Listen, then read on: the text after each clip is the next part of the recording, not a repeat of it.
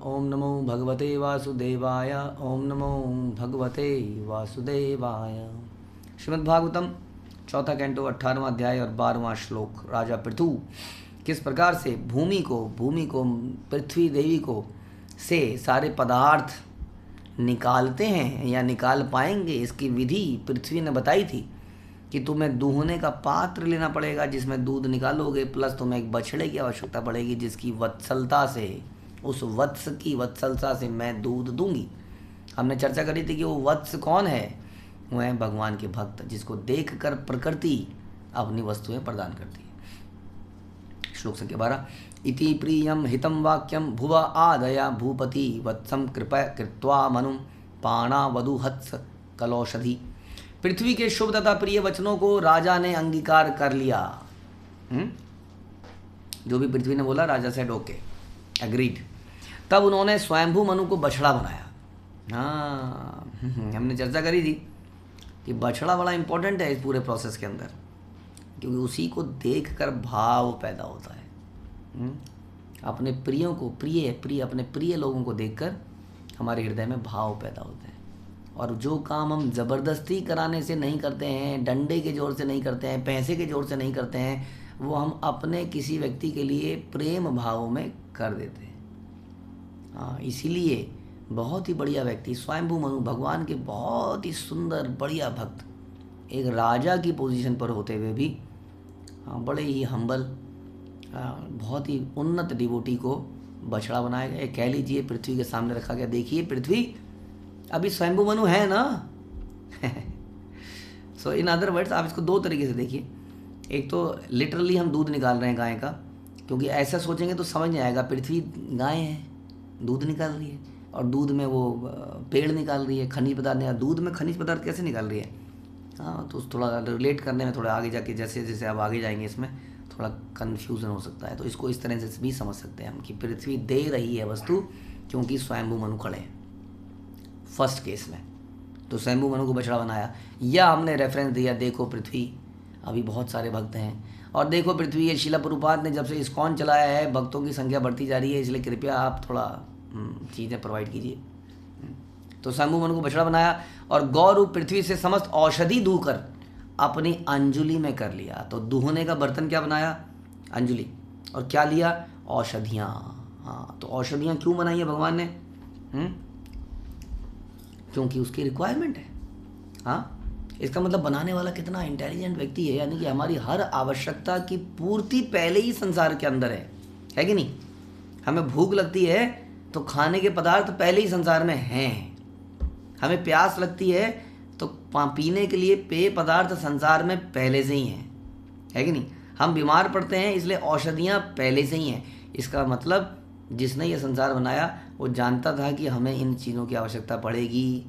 इसको by chance कह देना सबसे बड़ी मूर्खता है। अगर साइंस कहता है कि संसार बाई चांस आया, तो how we can define the rules of science, rules of physics and all,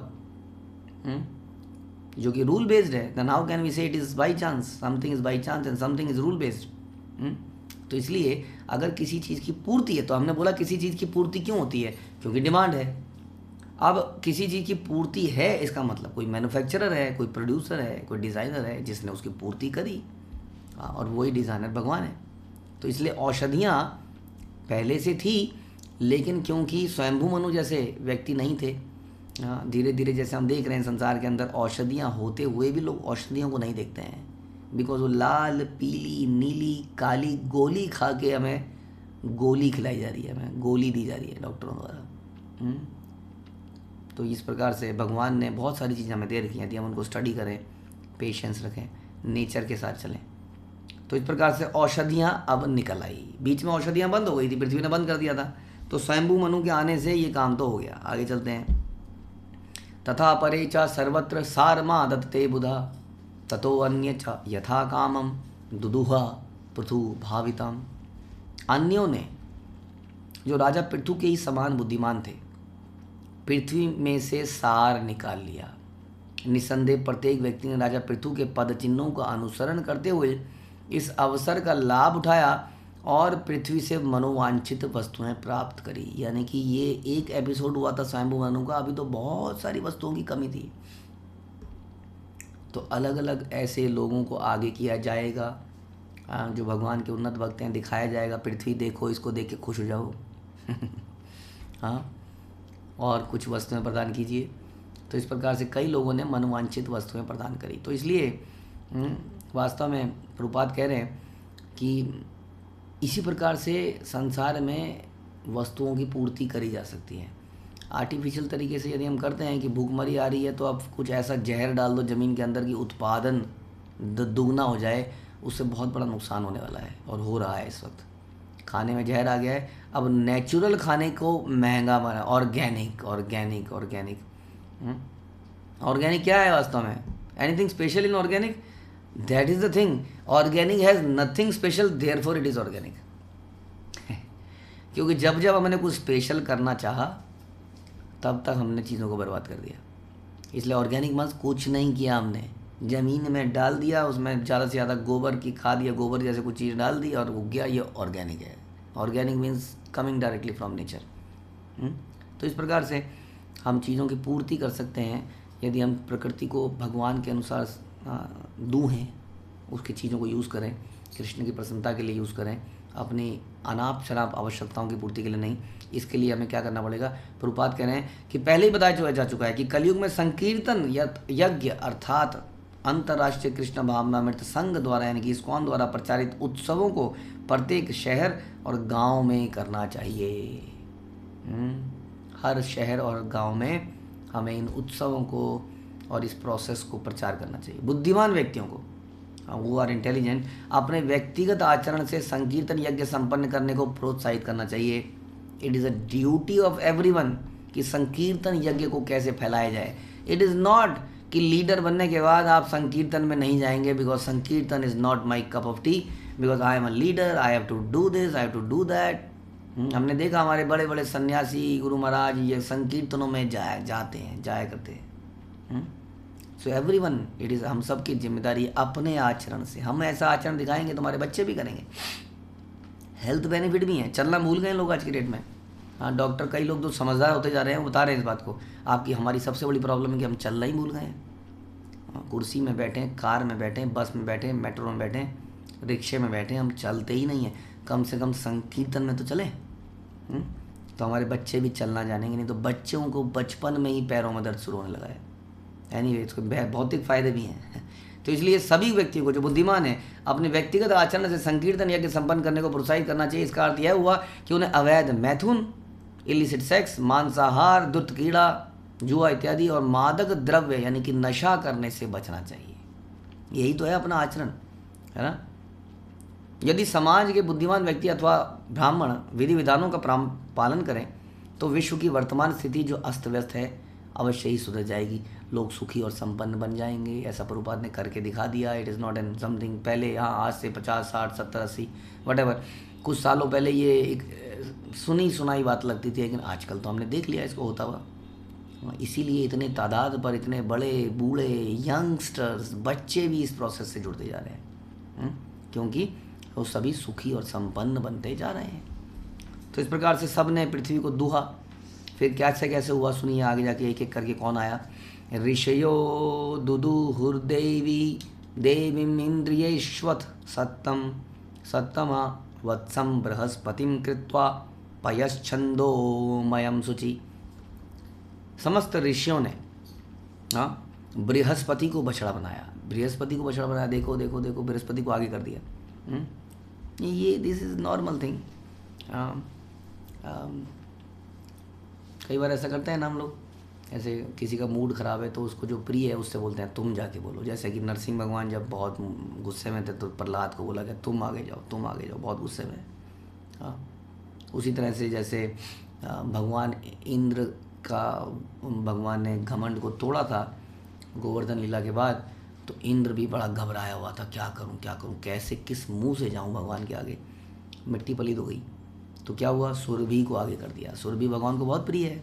अब सुरभि जब भगवान को चाटे, भगवान ने एकदम प्रसन्नचित हैं, इंद्र आ गया, गलती हो गई, क्षमा कर दो। इस प्रकार तो यहाँ इन्होंने क्या किया, बृहस्पति को बछड़ा बनाया। अब बृहस्पति बड़े इंपॉर्टेंट है, स्वर्ग के पुरोहित हैं। हाँ, इनको ज्ञान, सब कुछ ज्ञान वगैरह देना स्वर्ग के जो राजा है, बड़ा मुश्किल काम है सच में, है ना। जहाँ पर ऑपुलेंस होती है ना, उसको टीच कर, हमने देखा कई बार लोग कहते हैं अरे बड़ी बढ़िया पॉश कॉलोनी है, यहाँ प्रीच करेंगे तो मज़ा आ जाएगा। कुछ नहीं होता ऐसी जगह पर। हाँ, लोग इतने बिजी हैं अपनी लाइफ में, अपने कार्स में, अपने पार्टीज़ के अंदर, हाँ, कि वो सुनते नहीं है। वो कहते हैं क्या ज़िंदगी में दुख है, कहाँ है दुख, देखो मैं जेब से रुमाल निकालता हूँ तो एक गड्डी गिर जाती है ज़मीन पर, इतना पैसा है मेरे पास। तो ऐसे लोगों में प्रीच करना बड़ा मुश्किल है। बृहस्पति वो काम करते हैं जो देवताओं के बीच में बैठे हैं और उनको बता रहे हैं, तो इसलिए ऐसा व्यक्ति तो बड़ा इंपॉर्टेंट होगा। तो बृहस्पति को आगे कर दिया और इंद्रियों को बनाया, और बृहस्पति को बछड़ा बनाया, इंद्रियों को दोहनी, हाँ, पात्र। उन्होंने शब्द, मन तथा श्रवण को पवित्र करने वाले समस्त प्रकार के वैदिक ज्ञान को दुह लिया। यानी कि जो वैदिक ज्ञान लुप्त हो गया था, अब पृथ्वी माता ने वो वैदिक ज्ञान को निकालना शुरू किया। हाँ, ग्रंथ हमारे देखिए, आज भी हमारे ग्रंथ हैं वो अवेलेबल हैं। कितने सारे ग्रंथ भगवान की कृपा से आ रहे हैं हमारे पास। आजकल प्रिंटिंग की इतनी बढ़िया फैसिलिटीज़ हो चुकी हैं। एक ज़माने में इनको ताल पत्र पे लिखा जाता था, कॉपी करना हो तो पूरा ग्रंथ लिखना पड़ता था दोबारा से। इस प्रकार से वो संरक्षित होते होते आज इस शताब्दी में हमारे पास अवेलेबल हैं। हाँ, इसमें इन सब का रोल है, यानी कहने पृथ्वी का भी इसमें रोल है। हाँ, पृथ्वी ने इस ज्ञान को छुपने नहीं दिया। और बृहस्पति को जब देखा तो पृथ्वी ने कहा, ओ आगे इस परंपरा को चलाने वाले लोग हैं तो ये पकड़ो ज्ञान। नहीं तो लोग क्या करते हैं, हाँ, कई सारे हमने सुना था कि जब अंग्रेज लोग इंडिया में आए थे तो हमारे इन शास्त्रों को लेके गए थे, वो भागे थे, कुछ ऐसा सुना हमने, कुछ जैसे कई सारी चीज़ों को जिसमें उनको लगता था बड़ी जादू वाली चीज़ें लिखी हैं, विमान कैसे बनाना है, ये कैसे बनाना है, वो कैसे बनाना है, बट एक्चुअली में वो असली चीज़ को ले जाना समझ नहीं पाए, डिफ्रेंशिएट नहीं कर पाए। गॉड एंड ऑल ये सब बेकार की चीज़ें हैं। ये बताइए शस्त्र कैसे बनाना है, ये बनाइए ब्रह्मास्त्र क्या होता है, ऐसी चीज़ें उन्होंने भी कोशिश करी। तो पृथ्वी भी क्या करती है, इसलिए कहते हैं ना गीता का ज्ञान क्या है, भगवान कहते हैं it's a very secret, top secret ज्ञान है। अब गीता तो खुली किताब है, तो टॉप सीक्रेट कैसे है। वैसे ही हम उनके सामने, अंग्रेजों के सामने ये सारा ज्ञान था, पर इस ज्ञान को लेके नहीं गए, वो लेके क्या गए, मटेरियल ज्ञान को। इंडिया में उन्हें क्या अच्छा लगा, मसाले। बताइए, आप जानते ही हैं कि मसाले इंडिया से लेके गए वो लोग, मसाले वहाँ नहीं मिलते हैं जी, मसाले लेके चलो। हाँ, क्या लेके चलो, लोहा, बड़ा लोहा निकल रहा है यहाँ पर, लोहा लेके चलो, कोयला लेके चलो। अरे भैया, इससे बहुत बढ़िया चीज़ यहाँ पर थी। इस प्रकार से ज्ञान लुप्त हो जाता है, सामने होते हुए भी दिखता नहीं है। उसके लिए गुरु परंपरा की आवश्यकता है। और जब पृथ्वी ने देखा कि बृहस्पति है तो बृहस्पति ने कहा बहुत बढ़िया, अब आप वैदिक ज्ञान को लीजिए, इसको आगे बढ़ाइए। हाँ, इसी तरह से आगे बढ़ाइए। तो उसके बाद कृत्वा वत्सं सुरगणा इंद्रम सोम मधुसूदूहना हिरण्यमयेन पात्रेण वीर्य मोजो बलम पया। समस्त देवताओं ने स्वर्ग के राजा इंद्र को बछड़ा बनाया। अब देखिए, इंद्र के बारे में हमारे बड़े नेगेटिव विचार हैं, लेकिन आप समझ लीजिए कि इंद्र हमेशा बुरा नहीं है, क्योंकि इंद्र जो है ना, ये अलग अलग समय पर अलग अलग इंद्रों ने गड़बड़ियाँ करी हैं, क्योंकि इंद्र इज अ पोजिशन। अब वो जब हम इंद्र बोलते हैं, इंद्र तो लगता है यार इस इंद्र ने जीवन में कुछ अच्छा किया है, ये कांड भी इसने किया, ये कांड भी, अलग अलग समय पर। हाँ, इन इंद्रों ने अलग अलग समय पर ये गलतियाँ करी हैं, because again the opulence. But वो हमारे सामने ये शिक्षा देने के लिए भी है कि किस प्रकार से हमसे गलतियाँ हो सकती हैं एडवांस्ड स्टेज में भी, और किस प्रकार से क्षमा मांगनी चाहिए, भगवान के आगे नतमस्तक हो जाना चाहिए। तो इस प्रकार से इंद्र की भगवान हमेशा मदद करते हैं। इंद्रारी व्याकुलम लोकम निर्णयंती युगे युगे। हाँ, एते चांस कला पुंसा कृष्णस्तु भगवान स्वयं। इंद्रारी यानी कि इंद्र के शत्रु, इंद्रारी व्याकुलम लोकम। जब इंद्र के शत्रु इस संसार में मुसीबत पैदा करते हैं तो भगवान संसार में आते हैं, यानी कि इंद्र के दुश्मन को भगवान छोड़ते नहीं हैं, क्योंकि is doing very important role for Krishna. देखिए, कई बार क्या होता है कि हम लोग कहते हैं हम तो भजन करेंगे, हमें एडमिनिस्ट्रेशन में मत भेजिए, मैं नहीं करूँगा, इतना बड़ा रोल है, कोऑर्डिनेशन की सेवा मैं नहीं करूँगी क्योंकि इसमें वैष्णव अपराध हो जाते हैं, हम ये नहीं करेंगे क्योंकि इसमें ये हो जाता है, हमें तो बस ऐसा कुछ दे दो कि हम भजन करें। और भजन ऐसा थोड़ी होता है, we have to take risk for the guru parampara. हाँ, और जब गलती हो जाए तो क्या, ऐसे में जब गलती तो होगी पर तो क्या करें, तो भगवान और गुरु हमें संरक्षण प्रदान करते हैं। हमें क्या करना है, हमें क्षमा मांगनी है।